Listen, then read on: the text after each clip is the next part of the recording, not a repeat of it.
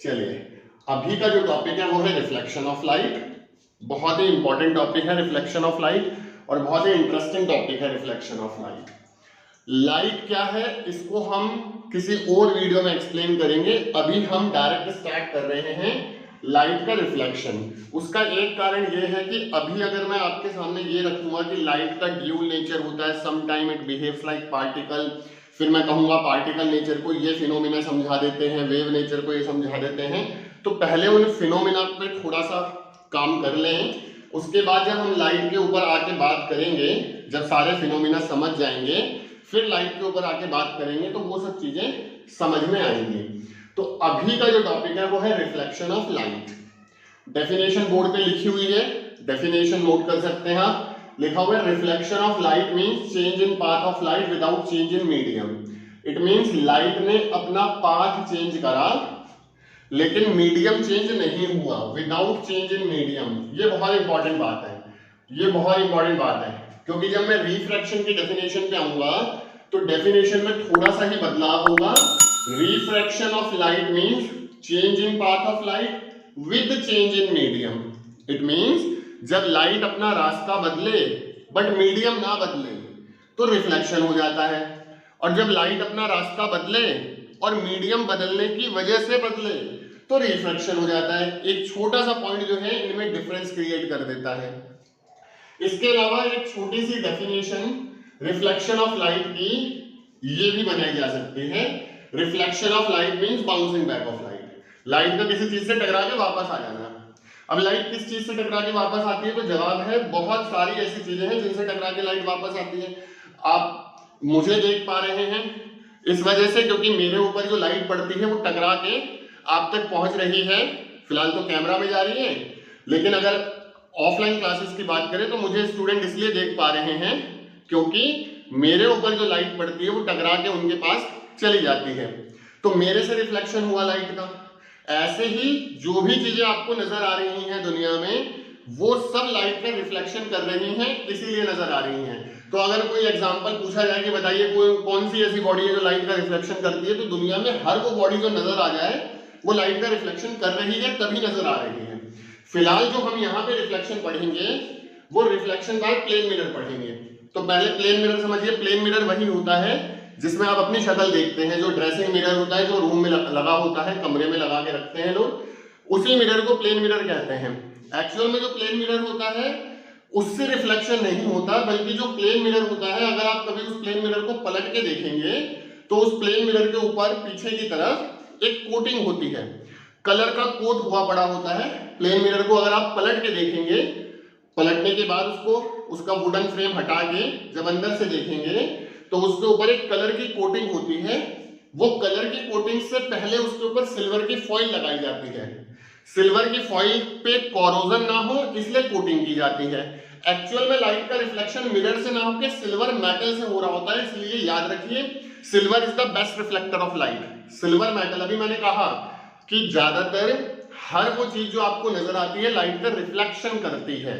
तो अगर मेटल में से पूछा जाए कि क्या मेटल भी लाइट का रिफ्लेक्शन करते हैं, तो जी हाँ, मेटल भी लाइट का रिफ्लेक्शन करते हैं। तो which metal is the best reflector, तो जवाब होगा silver metal is the best reflector of light. फिलहाल हम प्लेन मिरर से पढ़ रहे हैं, तो समझिए जैसे ये प्लेन मिरर है, एक सीधी लाइन खींच देते हैं तो हम इसे प्लेन मिरर कंसीडर कर लेते हैं।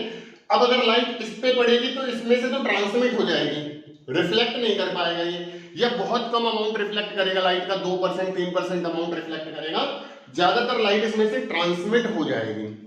अगर हम ये चाहते हैं कि ये लाइट को पूरी तरह से रिफ्लेक्ट कर दे या 98-99% रिफ्लेक्ट कर दे, तो हमने क्या करा, इस प्लेन मिरर के पीछे एक सिल्वर की फॉइल लगा दी।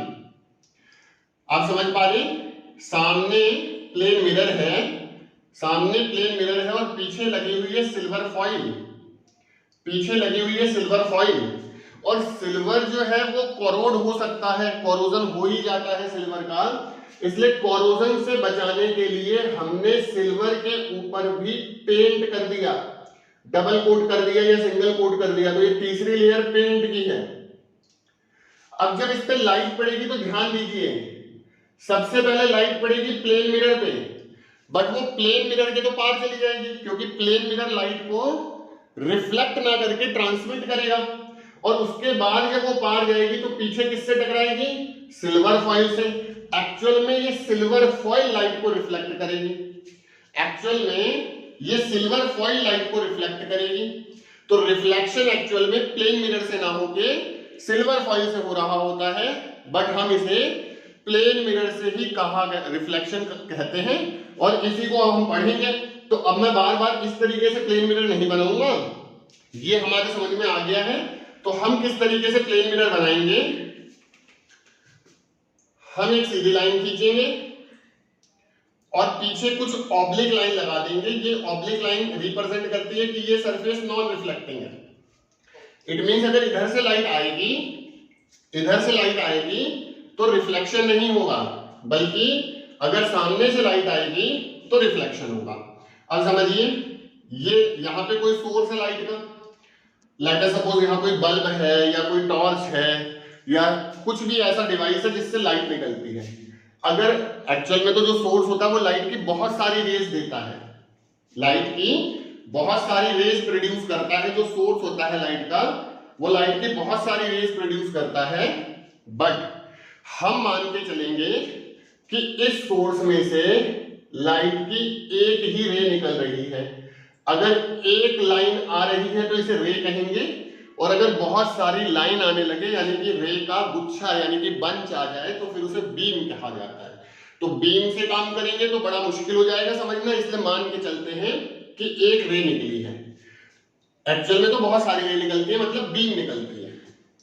तो ये जो एक सिंगल रे है इसे हम बुलाते हैं इंसिडेंट रे, इसे हम बुलाते हैं इंसिडेंट रे। और इंसिडेंट रे जब टकरा के वापस चली जाती है तो इसे हम बुलाते हैं रिफ्लेक्टेड रे, इसे हम बुलाते हैं रिफ्लेक्टेड रे। जब इंसिडेंट रे टकरा के वापस चली जाती है तो इसे बुलाते हैं रिफ्लेक्टेड रे। और ये जो पॉइंट है जहां से रिफ्लेक्शन हुआ, इस पॉइंट को आप पॉइंट ऑफ रिफ्लेक्शन कह सकते हैं। अब आगे समझिए, ये रे आई है, इसे इंसिडेंट रे कहा जा रहा है, ये जो रे है इसे रिफ्लेक्टेड रे कहा जा रहा है। लेकिन इस फिनोमिना पे मैथमेटिक्स अप्लाई कर सकें, इसके लिए हम इस मिरर पे, मेरी बात को गौर से सुनिए, इस मिरर पे एक इमेजिनरी लाइन बनाते हैं। रे नहीं बना रहे हैं, रे नहीं बना रहे, जो कि लाइट के सोर्स से आ रही है वो रे नहीं, अपनी तरफ से हमने एक इमेजिनरी लाइन बनाई है जो बिल्कुल परपेंडिकुलर है। परपेंडिकुलर है किसके? मिरर के। देखिए ये जो लाइन हमने बनाई है, ये लाइन मिरर के परपेंडिकुलर है। इस लाइन को हम नॉर्मल कहते हैं। Normal means perpendicular. तो किसके परपेंडिकुलर है? ये मिरर के। बात को गौर से समझिए, ये क्या कोई रे है? जवाब है नहीं। फिर क्या है ये एक इमेजिनरी लाइन है। हमने अपने आप से एक लाइन ऐसे सपोज करी है जो मिरर के बिल्कुल परपेंडिकुलर पड़ती है और पॉइंट ऑफ रिफ्लेक्शन पे जाके मीट हो जाती है। इस पॉइंट ऑफ रिफ्लेक्शन को मैं ओ नाम दे देता हूं, पॉइंट ऑफ रिफ्लेक्शन। तो पॉइंट ऑफ रिफ्लेक्शन पे जाके मीट हो जाती है और मिरर के परपेंडिकुलर है, इस लाइन को नॉर्मल कहते हैं। इससे फायदा यह होगा कि अब हम थोड़ा सा मैथमेटिक्स इस रिफ्लेक्शन फिनोमेना पे लगा पाएंगे, समझ पाएंगे। कौन सा मैथमेटिक्स? अब ये जो इंसिडेंट रे है और ये जो नॉर्मल रे है, इनके बीच में ये जो एंगल बनता हुआ नजर आता है, इसे कहते हैं एंगल ऑफ इंसिडेंस। आई, आई क्या है? Angle of incidence. किस किस के बीच में बना हुआ है बताइए? इंसिडेंट रे और नॉर्मल के बीच में। इंसिडेंट रे और नॉर्मल के बीच में ये एंगल ऑफ इंसिडेंस बनता है। बिल्कुल इसी तरीके से ये क्या है? रिफ्लेक्टेड रे, और ये है नॉर्मल। अब जो एंगल बनता है उसे एंगल ऑफ रिफ्लेक्शन कहते हैं। तो आर क्या है? आर है एंगल ऑफ रिफ्लेक्शन। आर क्या है? Angle of reflection. आई क्या था? Angle of incidence. किसके बीच में बना आई? आई बना है नॉर्मल और इंसिडेंट रे के बीच में। आर बना है रिफ्लेक्टेड रे और नॉर्मल के बीच में। अब यहां पे हम कुछ मैथमेटिक्स अप्लाई करते हैं, तो उसके लिए हमारे पास कुछ लॉज हैं रिफ्लेक्शन के, जिसको हम पढ़ रहे हैं under the heading laws of reflection. Reflection के लॉज। रिफ्लेक्शन के लॉज क्या प्लेन मिरर पे अप्लाई होते हैं? तो जवाब है नहीं। रिफ्लेक्शन के लॉ हर उस जगह अप्लाई किए जा सकते हैं जहां पे रिफ्लेक्शन हो, चाहे वो प्लेन मिरर से हो रहा हो, चाहे स्फेरिकल मिरर से हो रहा हो, चाहे दीवार से हो रहा हो, चाहे टेबल से हो रहा हो, कहीं से भी अगर रिफ्लेक्शन होगा, ये जो दो लॉज हैं ये हमेशा वैलिड होंगे। तो फर्स्ट लॉ जो है वो क्या कहता है? वो कहता है ये जो इंसिडेंट रे है, ये जो इंसिडेंट रे है और एक जो मैंने नॉर्मल बनाया है, इसके आगे रे नहीं लिखना है, आप चाहे तो नॉर्मल लाइन लिख सकते हैं या खाली नॉर्मल। और जो रिफ्लेक्टेड रे है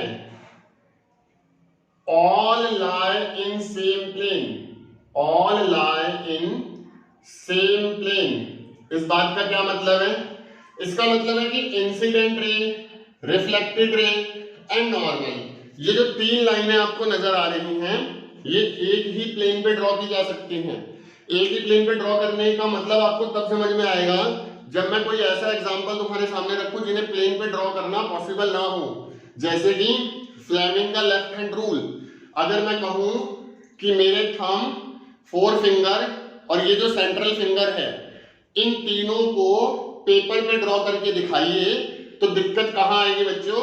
दिक्कत ये आएगी कि अंगूठा आप ऐसे बना देंगे, ये उंगली ऐसे बना देंगे, बट ये जो उंगली बाहर निकल के आ रही है, इसे पेपर पे ड्रॉ करना मुश्किल हो जाएगा। प्लेन पे ड्रॉ नहीं कर सकते। ये दोनों चीजें एक प्लेन पे आ गई, बट ये किसी दूसरे प्लेन पे लाई करेगा, और अगर आप बना देंगे तो फिर कुछ ऐसे बनाएंगे, फिर सामने स्टूडेंट को समझाना पड़ेगा कि भाई पेपर पे बनाया नहीं जा सकता, इसीलिए बोल रहे हैं कि प्लेन पे नहीं आ पाया, इसलिए हमने ये उंगली ऐसे बनाई है, एक्चुअल में ये ऐसे बाहर निकली हुई है। लेकिन आप देखो इंसिडेंट रे, नॉर्मल और रिफ्लेक्टेड रे में ऐसा कोई भी परेशानी वाली बात नहीं है। इंसिडेंट रे, नॉर्मल और रिफ्लेक्टेड रे तीनों एक प्लेन पे ड्रॉ की जा सकती हैं।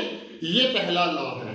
और जो दूसरा लॉ है वेरी इंपॉर्टेंट, जो दूसरा लॉ है जिसे हम कहते हैं सेकंड लॉ ऑफ रिफ्लेक्शन, वो कहता है कि angle of incidence is always equal to angle of reflection. Angle of incidence is always equal to angle of reflection. It means I हमेशा आर के बराबर होगा। अब सोचिए अगर नॉर्मल नहीं बनाते हम, तो हमें आई और आर का कहां से पता लगता है? इसीलिए हमने कहा कि अपना मैथमेटिक्स अप्लाई करने के लिए बहुत सारी चीजों को इमेजिन करना पड़ता है। बहुत सारी चीजों को बिना किसी पॉइंट के हमें इमेजिन करना पड़ता है, मानना पड़ता है, क्योंकि उन चीजों को मानने से चीजें आसान हो जाती हैं। तो आई हमेशा आर के बराबर होगा। ये रिफ्लेक्शन का सेकंड। तो चलिए अब मुझे बताइए कि अगर मान लीजिए मेरा एंगल ऑफ इंसिडेंस 30 डिग्री है, तो बताइए एंगल ऑफ रिफ्लेक्शन कितना होगा? तो हम कहेंगे सर एंगल ऑफ रिफ्लेक्शन भी 30 होगा। क्यों? क्योंकि आई और आर हमेशा इक्वल होता है। रिफ्लेक्शन के सेकंड लॉ से आई और आर हमेशा इक्वल होता है। अभी देखिए जो प्लेन मिरर है उसी से रिफ्लेक्शन में हम प्लेन मिरर का इस्तेमाल करके एक पॉइंट साइज ऑब्जेक्ट की इमेज बनाते हैं। ये तो प्लेन मिरर बना दिया मैंने। अब यहां पे मान लीजिए एक ऑब्जेक्ट है, point size object, O for object. Point size मतलब एक पॉइंट जितना ऑब्जेक्ट है, बहुत छोटा ऑब्जेक्ट है। तो इस ऑब्जेक्ट से हमें इंसिडेंट रे लेनी है। तो देखिए मैंने लिया कि ये एक इंसिडेंट रे प्लेन मिरर पे आ गई। अब इंसिडेंट रे आई है तो रिफ्लेक्टेड रे भी जाएगी, और जितना एंगल ऑफ इंसिडेंस होता है उतना ही एंगल ऑफ रिफ्लेक्शन होता है। तो इसके लिए एक नॉर्मल बनाना पड़ेगा। तो यहां पे मैं ऐसे एक सीधी लाइन डाल दूंगा, तो ये नॉर्मल बन जाएगा। और फिर मैं इसे वापस ले जाता हूं कितने एंगल पे? लगभग जितना एंगल ये आई था, जितना नॉर्मल से ये इंसिडेंट रे की डिस्टेंस थी, उतनी ही डिस्टेंस में नॉर्मल से रिफ्लेक्टेड रे को ले जाते हैं। तो ये हमारी इंसिडेंट रे है और ये हमारी रिफ्लेक्टेड रे है, ठीक है जी। तो ये एंगल ऑफ इंसिडेंस हो गया, ये एंगल ऑफ रिफ्लेक्शन हो गया, और दोनों ही आर है। अब ध्यान दो, ये रिफ्लेक्टेड रे आ गई हमारे पास। इमेज बनाने के लिए आपको कम से कम 2 रिफ्लेक्टेड रे चाहिए, कम से कम 2 से ज्यादा कितनी भी रिफ्लेक्टेड रे ली जा सकती है, सभी से इमेज बनाई जा सकती है, बट कम से कम तो 2 रिफ्लेक्टेड रे चाहिए। तो अभी एक ही रिफ्लेक्टेड रे है, अब दूसरी कहां से लाएंगे बताइए। तो एक काम करते हैं, देखो ये जो ऑब्जेक्ट है ये पॉइंट सोर्स है, और हमें पता है जो सोर्स होता है लाइट का, एक्चुअल में तो उसमें से बहुत सारी रेज निकलती है, उसमें तो बीम निकलती है लाइट की। तो एक और रे ले लेते हैं। अब एक और रे को हमें किसी और डायरेक्शन से रिफ्लेक्शन करवाना होगा। तो मान देखिए, ध्यान दीजिए मैं क्या कर रहा हूं, इस रे को हम ऐसे ले जाते हैं, ये दूसरी इंसिडेंट रे आ गई। एक और रे ले गए, क्योंकि अभी मैंने क्या बोला कि रिफ्लेक्शन कराने के लिए, इमेज बनाने के लिए ये जरूरी है कि हमारे पास कम से कम 2 रिफ्लेक्टेड रे हो। तो एक ये रिफ्लेक्टेड रे और आ गई। अब यहाँ पे भी हमें नॉर्मल बनाना पड़ेगा, मैं छोटा सा नॉर्मल बना देता हूं ऐसे। ये जो पॉइंट ऑफ रिफ्लेक्शन है यहाँ पे, तो ये नॉर्मल लाइन आ गई। अब जितना एंगल ऑफ इंसिडेंस बना होगा उतना ही एंगल ऑफ रिफ्लेक्शन बनाते हुए हमें चले जाना है। तो ये एंगल आई है, ये आर है। अब गौर करने वाली बात ये कि पहली रिफ्लेक्टेड रे ये है, दूसरी रिफ्लेक्टेड रे ये है। अगर हम इन दोनों रिफ्लेक्टेड रे को आगे बढ़ाएं इसी तरफ, तो ये कहीं भी मीट नहीं करेंगे, नहीं करेंगे ना। ये पहली रिफ्लेक्टेड रे, दूसरी अगर आप इसे आगे बढ़ाएंगे तो इनके बीच में तो गैप बढ़ता ही जाएगा, ये रियल में मीट नहीं करेंगी। तो हम इसे इमेजिनरी तरफ बढ़ाकर मीट करवाते हैं। कैसे? ये जो रिफ्लेक्टेड रे है इसे पीछे की तरफ बढ़ा लेते हैं, ये जो रिफ्लेक्टेड रे है इसे पीछे की तरफ बढ़ा लेते हैं, और मानिए कि ये यहां आके मीट कर गए हैं। तो ये जो ऑब्जेक्ट है उसकी इमेज बन गई है यहां पे। बट ये इमेज है कैसी? देखिए, इमेज जो सच में बनती है वो रिफ्लेक्टेड रे के इंटरसेक्शन से बनती है। रिफ्लेक्टेड रे ने तो इंटरसेक्शन किया ही नहीं, फिर भी इमेज बन गई। क्यों बन गई? क्योंकि आपने रिफ्लेक्टेड रे को पीछे की तरफ इमेजनरी बढ़ाया और यहां मीट करा दिया। तो ये जो इमेज बनी है, इस इमेज को हम वर्चुअल इमेज कहेंगे, क्योंकि एक्चुअल में तो यहां पे रे ऑफ लाइट मीट ही नहीं करी थी। यहां जो रे ऑफ लाइट आई है इसे हम कहेंगे कि यहां पे वर्चुअल इमेज बनी है। तो plane mirror always virtual image बनाता है। Image formed by plane mirror is always virtual, is always virtual। Virtual का मतलब वैसे सिंपल भाषा में समझे तो भ्रम है आपका कि इमेज बन रही है। जैसे मेरे सामने शीशा रखा है, मैं उसमें अपनी शक्ल देख रहा हूं, जो मैं हरकत करूंगा वही हरकत उस मिरर के अंदर जो मेरी इमेज है वो करेगी। बट मैं भाग के सोचूं कि मैं देखूं शीशे के पीछे सच में मेरी कोई इमेज है या नहीं है, तो कुछ नहीं नजर आएगा। जैसा आपने देखा होगा कि कुछ जानवर अगर उनके सामने शीशा रख दिया जाए तो वो जब अपनी इमेज देखते हैं तो फ्रस्ट्रेट हो जाते हैं, शीशा तोड़ देंगे। क्यों तोड़ देंगे? क्योंकि उनको ये भ्रम सच में लगने लगता है कि सच में उधर कोई है। बट एक्चुअल में हम इंसान हैं, हम बचपन से शीशा देखते आ रहे हैं, तो हमें समझ हो जाती है, हम डेवलप हो जाते हैं इस समझ के साथ कि सच में ऐसा होता नहीं है। अगर आप शीशा फोड़ भी देंगे तो उसमें से कुछ नहीं निकल के आने वाला है। वो आपकी वर्चुअल इमेज है जो एक्चुअल में बनी ही नहीं है। रे ऑफ लाइट को वहां जबरदस्ती इमेजिनरी पेपर पे ड्रॉ करके समझा जा रहा है। तो जो वर्चुअल इमेज है वो बनेगी हमेशा किससे? प्लेन मिरर से। दूसरी बात, प्लेन मिरर से जो इमेज बनती है, प्लेन मिरर से ऑब्जेक्ट की डिस्टेंस, ये देखिए, ये प्लेन मिरर है, ये ऑब्जेक्ट है। प्लेन मिरर से ऑब्जेक्ट की डिस्टेंस अगर मानिए 10 सेंटीमीटर है, तो प्लेन मिरर से इमेज की डिस्टेंस भी 10 सेंटीमीटर ही होगी। इस बात को ध्यान से समझिए। Distance of object from plane mirror, is always equal to distance of image from plane mirror. ऐसे सिचुएशन में ऑब्जेक्ट इमेज के बीच की दूरी हो जाएगी 20। Distance of object from plane mirror is always equal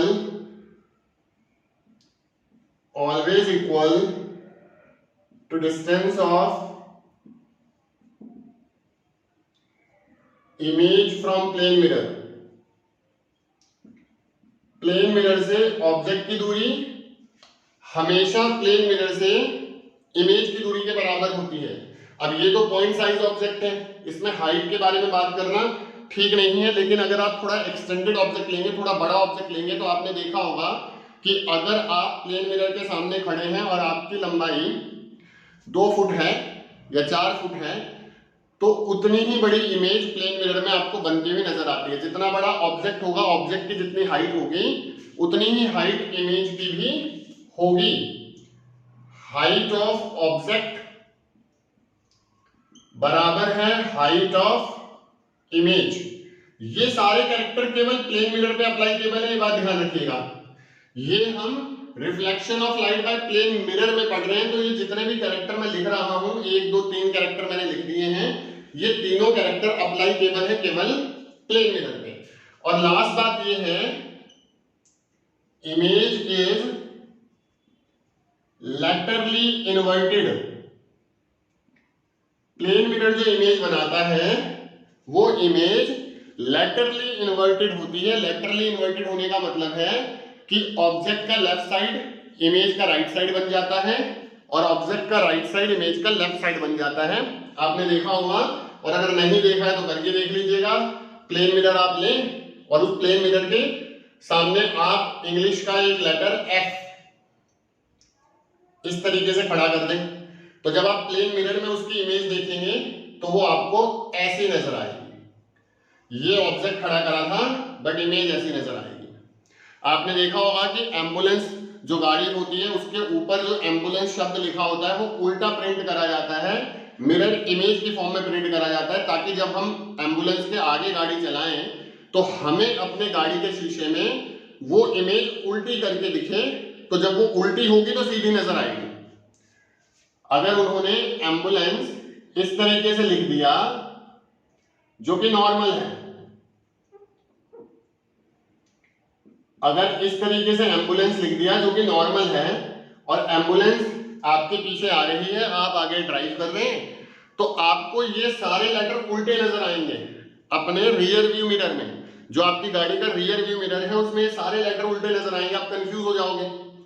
वैसे तो एम्बुलेंस के केस में कंफ्यूजन की इतनी कोई बात होती नहीं, एक बहुत मोटा सा हॉर्न बजाते हुए आती है, लाल कलर की गाड़ी होती है, लगभग सभी को पता होता है। फिर भी अगर कोई विद्रोही टाइप का आदमी है, उसे नहीं समझ में आ रहा है, तो वो ये भी करते हैं कि एम्बुलेंस को पहले से उल्टा करके रखते हैं। पहले से उल्टा करके, मैं कोशिश करूंगा कि सारे लेटर उल्टे बना पाऊं। अब मिरर में ये कैसे दिखेंगे वो आप बना के देख लीजिएगा।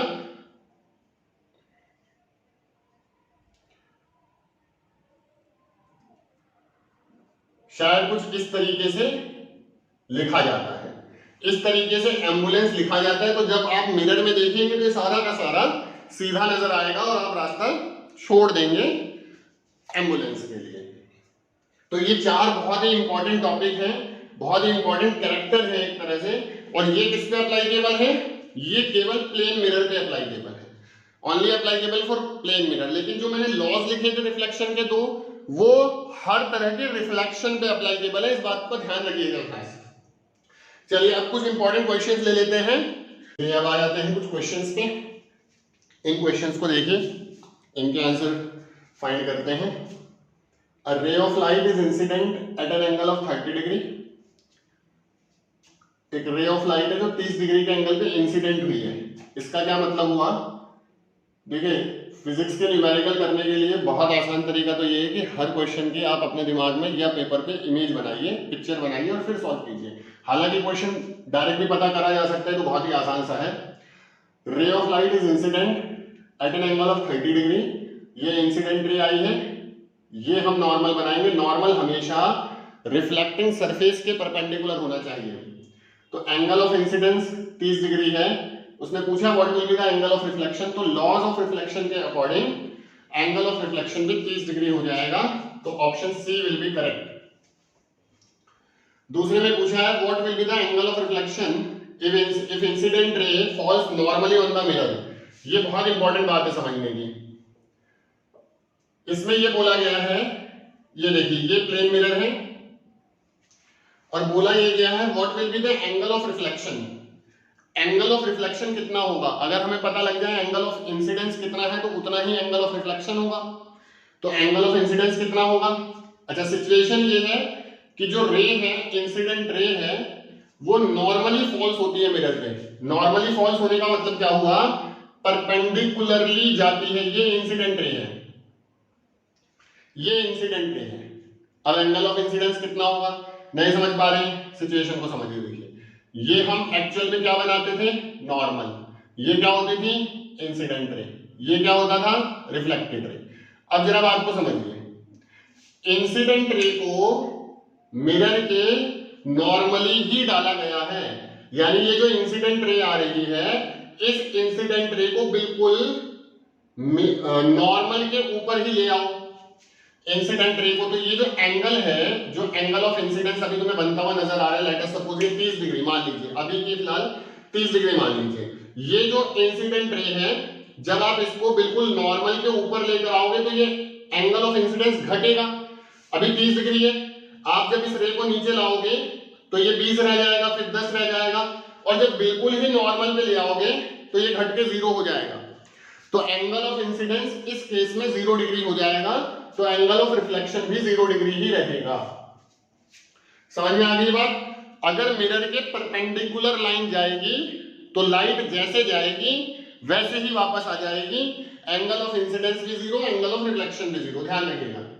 इस पे आ जाइए, angle between incident ray and the plane mirror is 30 degree. गौर करो इस बात पे, ये एंगल किस किस के बीच का है? ये एंगल इंसिडेंट रे और प्लेन मिरर के बीच का। देखिए ये बनाते हैं हम नॉर्मल, ये होती है इंसिडेंट रे। तो ये जो एंगल है 30 डिग्री, ये इंसिडेंट रे और प्लेन मिरर के बीच का है। ये इंसिडेंट रे है, ये प्लेन मिरर है, तो इट मींस ये एंगल है 30 डिग्री।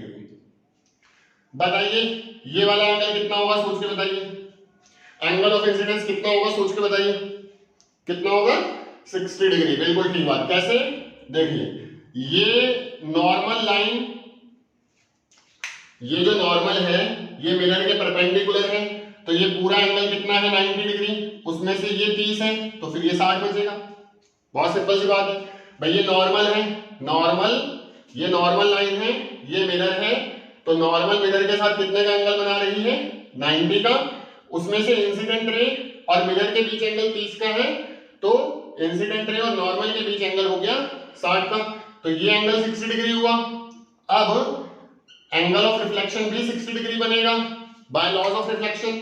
तो पूरा इंसिडेंट रे और रिफ्लेक्टेड रे के बीच एंगल कितना हो जाएगा, जो क्वेश्चन में पूछा गया है? एंगल बिटवीन इंसिडेंट रे, ये इंसिडेंट रे है, ये रिफ्लेक्टेड रे है, तो इंसिडेंट रे और रिफ्लेक्टेड रे पूरा एंगल कितना हो जाएगा? 120। And the last question, image formed by plane mirror is always real, virtual, diminished and upside down. तो अगर आपने लेक्चर ठीक से वॉच किया तो मैंने वहां पे बताया, जब प्लेन मिरर के कैरेक्टरिस्टिक्स लिखे थे तो पहला ही कैरेक्टर था प्लेन मिरर हमेशा वर्चुअल इमेज बनाता है। चलिए अब 4 और क्वेश्चंस आपके सामने आने वाले हैं बोर्ड पे, इनका जवाब आपको कमेंट करके देना है। जो नेक्स्ट 4 क्वेश्चंस आ रहे हैं, पेपर पेन उठाइए, उन्हें सॉल्व कीजिए, और आप चाहे तो उन 4 क्वेश्चंस के सॉल्यूशन मेरे पास व्हाट्सएप पर भी भेज सकते हैं। मेरा व्हाट्सएप नंबर आपको डिस्क्रिप्शन लिंक में नीचे मिल जाएगा।